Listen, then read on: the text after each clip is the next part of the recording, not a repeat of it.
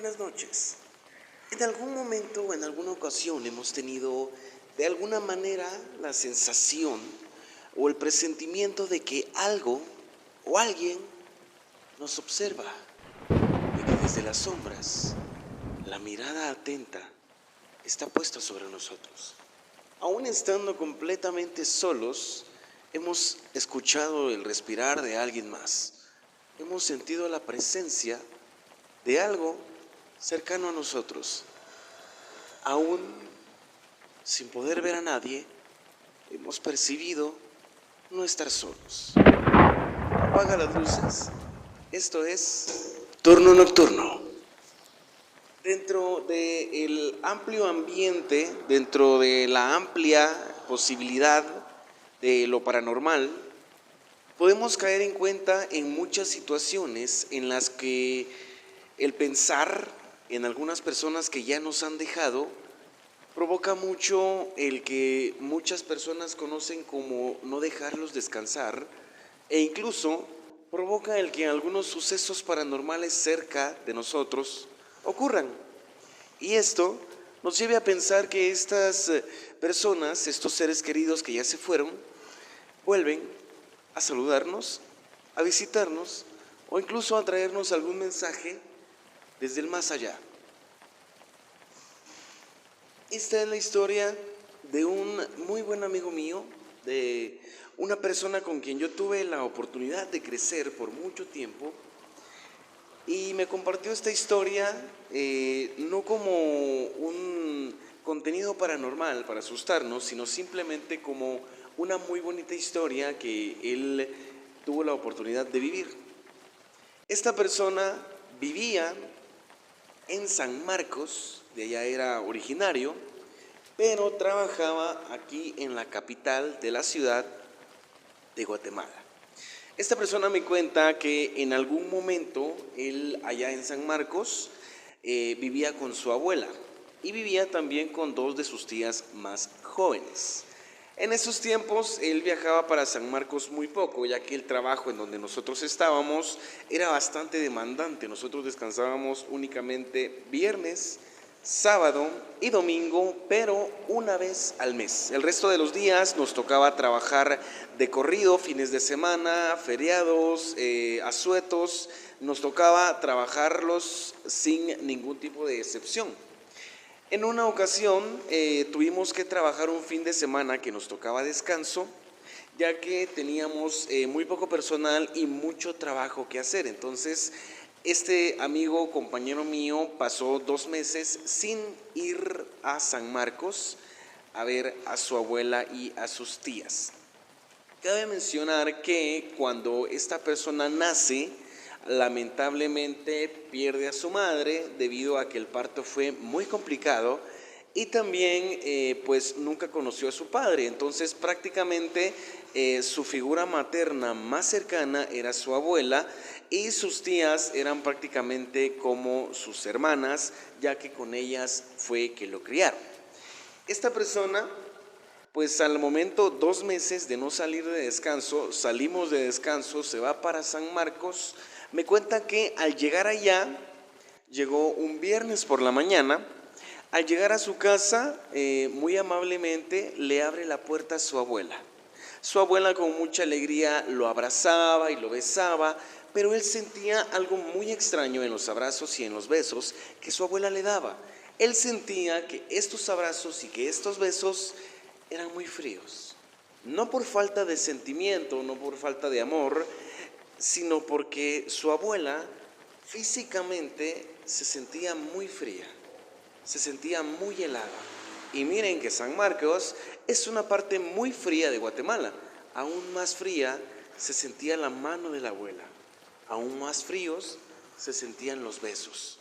Pero él sentía todo el amor con el que su abuela lo besaba y lo abrazaba, muy contenta de verlo de nuevamente después de tantos días de que él no había podido llegar a visitarlas. Él entra muy contento, contándole a su abuela que le fue muy bien, que tuvo que hacer unas horas extras que a los ojos de los patrones, de los jefes para los que trabajábamos en ese tiempo, fue muy agradable porque tuvimos oportunidad de darnos a conocer, de que vieran nuestro trabajo, nuestro desempeño e incluso como que teníamos más asegurado el trabajo gracias a ese apoyo que para ellos fue pues muy grande y para nosotros obviamente también. La abuela, muy atenta, sentada al lado de él en el comedor, escuchaba todas sus historias que habían pasado durante estos 2 meses de no verla. La abuela muy alegremente le preparó un desayuno justo como a él le gusta, le preparó su café justo como a él le gusta y le dijo: cuando termines de comer, yo no voy a estar, pero quiero que vayas a mi cama, que te acostes, que te durmas y que descanses, porque nosotros en ese trabajo velábamos bastante. Entonces mi amigo llegó con cara de desvelo. Entonces la abuelita, al indicarle esto, le dijo también: voy a ir aquí nomasito a la tienda y ahorita regreso, pero no se te olvide, terminando de desayunar, te vas para mi cuarto, te acostás en mi cama, jalas uno de mis ponchos, te acostás, te duermes y descansas. Tus tías van a venir más tarde. Me haces favor de abrazar muy fuerte a tus tías y de decirles que las quiero bastante y que siempre voy a estar al lado de ustedes. Mi amigo, muy contento, desayunando, muy feliz, me cuenta que en ningún momento sintió nada extraño lo que la abuelita le estaba diciendo, en ningún momento sintió ningún tipo de temor ni de preocupación, pero que sí le parecieron muy extrañas las palabras, que sí le pareció muy extraña la forma en la que se lo dijo. La abuelita se despidió con un beso en la frente que tardó alrededor de 10 segundos, me cuenta mi amigo, y fue el beso más tierno y conmovedor que jamás le había dado, aún todavía sintiendo frío en sus labios y frío en sus manos. La abuelita salió, él siguió desayunando, terminó de desayunar y justo como su abuela le dijo, subió a su cuarto, se acostó y durmió. Alrededor de las 2 o 3 de la tarde, me cuenta mi amigo que escuchaba ruido en el primer nivel, en la sala de la casa. Cuando él bajó a ver qué era lo que ocasionaba ese ruido, si ya había vuelto su abuela, se encuentra a sus 2 tías sentadas, consolándose una a la otra. Cuando él se acerca, sin mediar palabra, le nació del corazón darles ese mensaje de la abuela y darles ese fuerte abrazo que ella le pidió de favor darles. Las abraza muy fuerte y les dice al oído a sus 2 tías, que eran casi como sus hermanas: no se preocupen, la abuela siempre va a estar con nosotros, siempre nos va a cuidar y nos ama mucho. Al escuchar estas palabras, una de las tías se desmayó y la otra tía no podía ni siquiera hablar de la impresión y el llanto que salía. Mi amigo no sabía qué era lo que estaba pasando porque él no se dio tiempo de ver qué estaban haciendo sus tías. Simplemente entró a la sala y las abrazó, pero no se dio cuenta que ellas estaban sollozando. No se dio cuenta que las tías estaban vestidas de negro porque venían de enterrar a su abuela. Cuando una de sus tías recuperó la conciencia y se levantó del suelo, le dijo: ¿en qué momento viste a la abuela? Y mi amigo le narró a detalle la historia de cómo llegó a su casa y su abuela, muy contenta, le abrió la puerta, le preparó desayuno y no paraba de besarlo y de abrazarlo. Ellas le cuentan que hace algunos días la abuela salió rumbo a la tienda, como ella decía. Camino a la tienda, lamentablemente, le dio un infarto, por el cual cayó al suelo. Se golpeó fuertemente la cabeza. Incluso fue hospitalizada. Y lo único que ella se lamentaba, mientras agonizaba, era que no alcanzó a despedirse de su hijo, de mi amigo. Mi amigo soltó el llanto Y aparte del extremo dolor que sentía en su corazón de haber perdido a esa persona tan especial en su vida, se sintió muy contento, porque su abuela no se fue. Su abuela se quedó y lo esperó hasta que él regresara para poder prepararle ese último desayuno, ese último cafecito y para poder darle un último beso, despedirse de él y dejarles un recado a sus tías. Esos momentos llenaron de mucho gozo a mi amigo y a sus tías, porque si bien habían perdido al ser más querido del mundo para ellos, si bien su vida había cambiado desde esos días para siempre, esta persona se alcanzó a despedir. Quería decir que esta persona se fue muy contenta y se fue muy conforme de las personas que eran y de las personas que llegarían a ser, y que por supuesto siempre estaría con ellos y siempre los cuidaría. Este amigo, cuando volvió, me contó llorando la historia y por supuesto también me hizo llorar a mí. Me llenó de alegría. Para todos aquellos que tenemos un ser querido en el cielo, tenemos que saber que este ser querido nos está cuidando, está siempre con nosotros, en todo momento está a nuestra diestra y nos acompaña. Yo en lo personal me sentí por parte de mi amigo muy contento de saber que él pudo despedirse de su abuela, pudo recibir ese último beso y esa última bendición de parte de ella y probar ese último rico desayuno que la señora preparaba. Son seres queridos que muchas veces no quisiéramos nunca que se fueran, no quisiéramos nunca perderlos y por supuesto nunca quisiéramos que nos hicieran falta. Pero tenemos que aceptar que en algún momento deben ir a descansar y tenemos que seguir con las enseñanzas que nos dejaron, con ellos en el corazón y sobre todo con fe de que algún día volveremos a verlos y los abrazaremos de nuevo.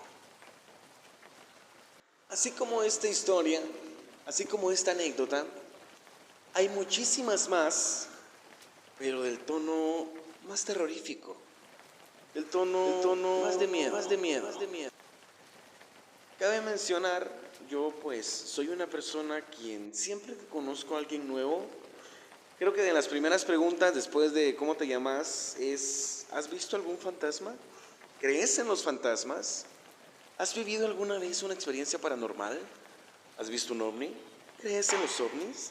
Y todo ese tipo de preguntas que muchas veces hacen que las personas me vean como una persona extraña, como una persona rara, pero realmente no es eso. Realmente yo, cuando fui muy joven, algún día podré compartirles la historia, tuve una experiencia muy cercana a la muerte.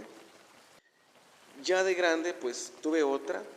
Entonces digamos que yo soy bastante sensible a este tipo de cosas y me gusta mucho compartirlo con las personas. Me gusta mucho que a veces hay personas que han tenido vivencias, que han tenido historias, que han tenido algún tipo de situaciones muy paranormales y tan paranormales que no las cuentan por temor a que las demás personas lleguen a pensar que son extraños, que son raros o incluso que les falta un tornillo. Por ese mismo motivo, yo abro esta plática con muchas personas. Conocí a esta persona en cuestión en un trabajo que tuve. Le platiqué que yo era muy curioso con este tipo de cosas, de espantos, de fantasmas, de aparecidos, y me dijo, tengo una historia que incluso a vos te va a dar miedo. Tengo una historia tan fuerte que te va a hacer temblar. Él, pues, es también capitalino, al igual que yo, aquí en la ciudad de Guatemala. Cerca, para quienes conocen Guatemala, de Boulevard El Naranjo y yendo como para Bosques de San Nicolás, hay algunos predios de camiones. Voy a decir el nombre de los predios, pero no voy a decir la fecha, ni el nombre de la persona, ni tampoco la empresa para la que él trabajaba en ese tiempo. Les voy a decir el nombre del predio, de la empresa, porque de esta manera van a poder ustedes comprender más o menos cómo es el asunto. Esta es una empresa transportista muy grande. Es una empresa transportista bastante conocida aquí en Guatemala, llamada Transportes Medina. Para quienes ya conozcan, sabrán que estos predios son enormes, son gigantes. Dentro de estos predios hay gasolineras, hay talleres completos e incluso hay algunas partes que son como deshuesadero de camiones, de los propios camiones de la misma empresa transportista que en algún momento se arruinan, se accidentan, pues los remolcan hasta este punto y los tienen ahí para repuestos o incluso para repararlos en algún futuro. Esta persona me cuenta que fue agente de seguridad de una empresa privada que cuidaba en ese tiempo este predio. Habían, según me cuenta él, 2 guardias en la garita de abajo, que era por donde entraba el transporte pesado, los camiones, los trailers, y en la garita de arriba, que era el área de recepción, habían otros 2 guardias. Esta persona me cuenta que él específicamente era uno de los 2 guardias que estaban en la parte de arriba. Él me dice que desde la primera noche en la que él estuvo allí, el jefe de grupo, el encargado de turno, se lo llevó a dar una vuelta a eso de las 7, 8 de la noche, y luego de explicarle todos los puntos que él debía recorrer durante el día y la noche, todas las áreas y todos los detalles que él debía cuidar, le dijo: en la noche, después de las 6 de la tarde, el área de sanitarios está prohibida. Los sanitarios estaban justo debajo de la garita de los guardias de seguridad, pero a las 6 de la tarde en punto debían bajar ellos y poner un candado en la chapa para que nadie pudiera entrar. Cuando mi conocido preguntó el motivo, el jefe de grupo le dijo: más adelante te lo explico. Siguiendo con el recorrido, el jefe de grupo le mostró el área de las jardinerías, el área de los talleres, el área de las gasolineras, y justo en medio había una gasolinera la cual tenía las luces siempre encendidas, fijas. El resto del enorme y gigante predio tenía las luces, pero con sensores de movimiento. El jefe de grupo se paró justo en esa área junto con mi amigo y le dijo: ¿qué miras de raro? Mi amigo vio a su alrededor y únicamente se dio cuenta que las luces de alrededor, que eran de movimiento, se encendían aleatoriamente absolutamente todas. Parecía una serie de árbol de Navidad, unas luces se encendían, otras se apagaban, pero él pensó que era algún tipo de mecanismo o algún tipo de reacción del sistema eléctrico, o le buscó cualquier motivo, cualquier razón natural.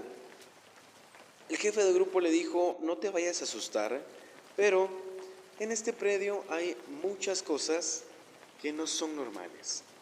Pasan muchas cosas de fantasmas, espantos o como vos le quieras llamar. Aquí traen cabezales, los cuales han tenido accidentes en carretera, y en su mayoría los accidentes en carretera que involucran un cabezal o un tráiler son fatales. Estos cabezales traen muchas cosas y cada vez que traen uno nuevo, todo lo que ya hay aquí se revuelve y empiezan a suceder todavía más cosas de las que ya sucedían. Lo que yo te puedo aconsejar es que te mantengas debajo de las luces de esta gasolinera cuando te toque velar. Después, te vas para la garita que te corresponde y descansas. Como eran 2 en la garita de arriba, uno velaba a medianoche mientras el otro dormía y luego cambiaban, y de esta manera lograban pasar la noche sin desvelar tanto y por supuesto estando siempre atento uno de los 2. Mi amigo me cuenta que él pensó que el jefe de grupo lo estaba manipulando, que el jefe de grupo le estaba mintiendo para que no se confiara y para que estuviera siempre atento. Pero cuando pasó la primera noche, este amigo mío me cuenta que él llevó mangos al trabajo, mangos maduros, mangos de paste le llaman aquí en Guatemala. El asunto es que él llevó mangos. Comieron mangos a la hora del almuerzo con su compañero, pero para la hora de la noche lamentablemente a mi amigo le habían caído muy mal los mangos en el estómago. Entonces llegaron las 2, 3 de la mañana y mi amigo estaba como que durmiendo. A él le tocaba dormir mientras su compañero estaba velando. Mi amigo dijo, no aguanto más. Bajó al baño y muy silenciosamente abrió el candado para entrar al baño. Entró al baño. Un pasillo largo. Del lado izquierdo estaban las regaderas y al fondo un sanitario que dividía la regadera solo con una pared. No habían cortinas porque en esta área, en todo este complejo, en ese tiempo, únicamente trabajaban hombres. Entonces era normal entrar al baño y tal vez alguien bañándose, tal vez alguien en el sanitario, pero entre hombres no hay pudor. El asunto es que se sentó en el baño, comenzó a hacer lo que estaba haciendo y puso su linterna en el suelo encendida, reflejando hacia adelante. Cuando él hace esto, comienza a escuchar pasos, pero pasos de pies descalzos, pasos de pies pequeños en el frío suelo. Al darse cuenta de que esto ya era muy real, se dispuso a terminar prontamente lo que estaba haciendo cuando enfoca su mirada hacia el frente y de la pared que dividía el sanitario de las regaderas se asoma un niño de aproximadamente 5 años. Un niño de tez muy blanca, un niño de pelo muy rubio, o canche como le dicen aquí, se asomó. Luego de 5 o 10 eternos segundos, que me cuenta él que fueron como 3 horas, el niño se fue. Él se levantó con mucha velocidad. Al levantarse con mucha velocidad, él, como pudo, recogió su arma, recogió la linterna y salió corriendo. Cuando él salió corriendo, me cuenta que escuchó que en las gradas que subían para la garita se escuchaban pasos descalzos y de pies muy pequeños. Él en su mente pensó que era el niño y rápidamente supo que no era nada bueno y nada normal. Así que se fue para la gasolinera, que era el único lugar en donde las luces eran fijas. Cuando llegó, estaba su compañero sentado en un banco, leyendo un periódico de aquí de Guatemala, y cuando lo vio llegar muy asustado y con el arma en la mano y con la linterna en la otra mano y el cincho incluso desabrochado, se comenzó a reír. Mi amigo le dijo y le contó todo lo que pasó con pelos y señales, y su compañero le dijo que tenía mucha suerte de que no se lo ganara, porque ya muchas veces había pasado que en ese baño ocurrían este tipo de incidentes, y las personas que percibían estos incidentes se volvían locas, o a la hora de salir corriendo se caían, se lastimaban y algunos incluso habían perdido la vida. Esto, por supuesto, a la empresa de transportistas no le convenía que saliera a la luz. ¿Por qué? Porque esto para ellos iba a ser publicidad negativa. Por eso nunca dejaron que este tipo de incidentes salieran en las noticias. Y por eso no hay ningún precedente de eso. Al pasar los días, mi amigo comenzó a acostumbrarse a todo lo que pasaba, a los ruidos, a los pasos, incluso al llanto de un niño que se escuchaba dentro de los cabezales, hasta que una vez él escuchó, como de noche, una grúa entró con un cabezal destrozado. Este cabezal lo pusieron en el área de los desguazaderos y él, muy curioso, se asomó a ver. Eran alrededor de las 10 de la noche, me cuenta él, cuando él se asomó. Cuando se asomó, al parecer este accidente había sido tan fuerte que el piloto había perdido la vida y que personas involucradas también. Este cabezal todavía tenía manchas de sangre. Incluso me cuenta esta persona que entró a la cabina y los asientos y los colchones de este cabezal todavía estaban tibios. Al parecer el accidente había sido ese mismo día. Él no sabía la parte de que cada vez que llevaban un cabezal nuevo con accidentes, ocurrían cosas muy paranormales, más de lo normales. En ese momento, cuando él se sienta en una de las camas del cabezal, tratando de ver en su mente o de imaginarse más o menos cómo había sido el accidente, de recrearlo en su imaginación, escucha como que alguien afuera lo está buscando, pero ese alguien lo llama con nombre y apellido. Cuando él sale, se encuentra con un señor, el cual le dice: mire, ¿para dónde está la salida? ¿Por dónde salgo de aquí? Mi amigo pensó que esta persona era tal vez algún mecánico nuevo, algún chofer que quería salir a comprar algo, o incluso el ayudante de la grúa que se había quedado ahí. Y se dispuso a explicarle por dónde irse. Esta persona comenzó a caminar hacia donde mi amigo le indicó, hasta que se perdió en la oscuridad. Mi amigo se fue para donde estaba la gasolinera, que era donde estaba más iluminado, y a los pocos minutos vio regresar a la persona. Esta persona no se acercó hasta la luz clara, se quedó hasta donde la oscuridad se lo permitió. Y le dijo con voz fuerte a mi amigo que no había encontrado la salida y que más bien se había perdido. Mi amigo le dijo: ¿sabe qué? Acompáñeme, lo voy a guiar hasta el portón de abajo para que pueda usted irse con toda tranquilidad. En el camino, que a pie eran aproximadamente de 15 a 20 minutos, así de lejos estaba, esta persona comenzó a platicarle a mi amigo que él tenía 2 hijos, que tenía una esposa y que él era chofer de tráiler. Mi amigo le dijo que siempre había querido aprender a manejar tráiler, pero que siempre le había dado miedo por lo grande de los vehículos e incluso por lo riesgoso de los accidentes. Esta persona le dijo: si acepta un consejo, no lo haga. El trabajo de un trailero es muy fuerte, muy pesado. Casi no ve a su familia y los riesgos en la calle son muchos. Si en este trabajo está usted bien, quédese aquí o incluso busque uno menos matado. Pero el trabajo de trailero no se lo aconsejo. Y cada comentario y cada vez que podía le repetía que el trabajo de trailero era muy peligroso. A la hora de que llegan a la garita de la parte de abajo por donde salían y entraban los transportes pesados, mi amigo llamó por radio a sus compañeros y sus compañeros salieron. Mi amigo les dijo: buenas noches, vengo acompañando al señor que no pudo encontrar la salida y dice que ya se va.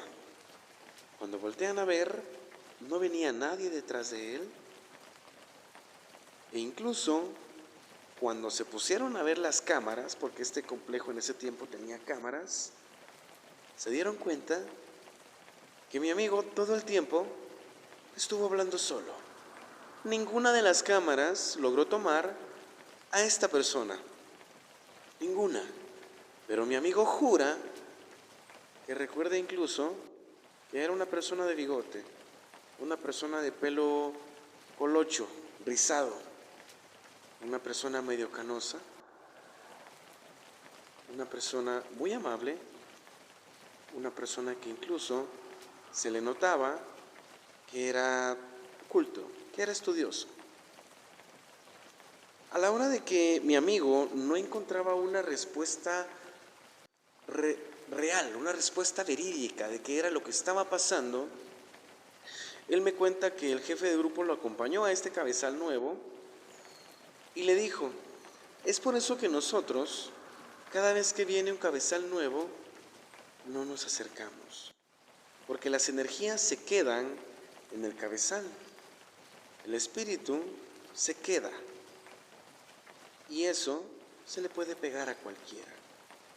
De dicha, esta persona estaba buscando la salida y vos se la enseñaste, porque si no, esta persona te hubiera perseguido por mucho, mucho tiempo.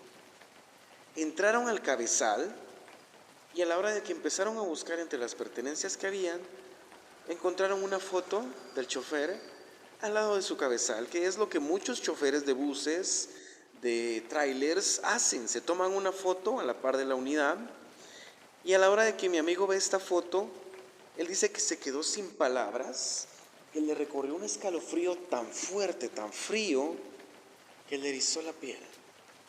Y se dio cuenta que era esta persona, la que le había hablado y la que le había pedido mostrarle la salida. Mi amigo me cuenta que para esa época él no contaba con muchas oportunidades de trabajo, pero que en cuanto pudo, se fue de allí.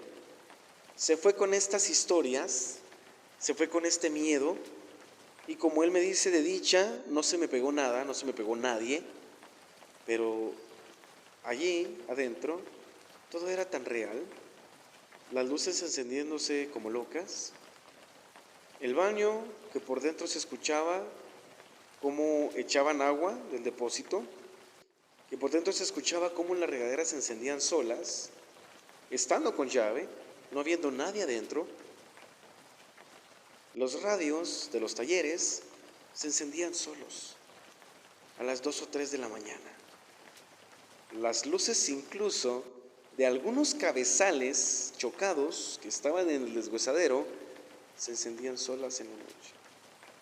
Luego se apagaban y luego volvían a encenderse, y hacían esto durante toda la noche, encenderse y apagarse. Aparecía gente que nadie conocía y que luego, al ver las cámaras, estas no habían captado nada. Y al averiguar, era alguna persona que se había accidentado en alguno de los cabezales. Como estas, hay muchas historias de muchos lugares en los que las energías se quedan, en los que las energías no pueden salir porque no saben en dónde están, porque no saben qué pasó, y en donde no tienen de otra más que esperar a que les llegue su momento de trascender.